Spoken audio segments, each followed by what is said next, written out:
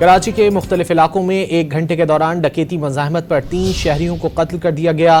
ڈاکوؤں نے Korangi Zia colony, super high way پر غازی گوٹ اور اسٹیل ٹاؤن میں شہریوں کی جانیں لیں۔ مزید جانیں گے ڈان نیوز کے نمائندے عاصم خان سے۔ عاصم، مزید کیا معلوم ہو سکا؟ جاں بحق افراد کی شناخت ہو سکی؟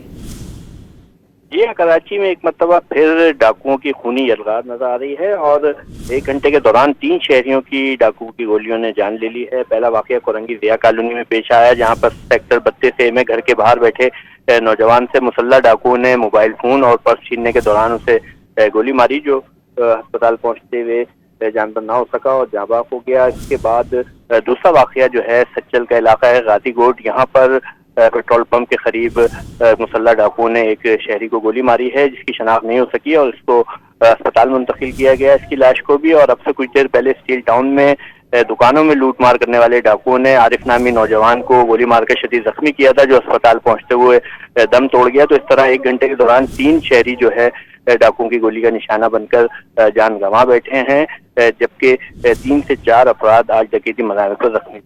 بہت شکریہ عاصم خان ان تفصیلات کے لیے۔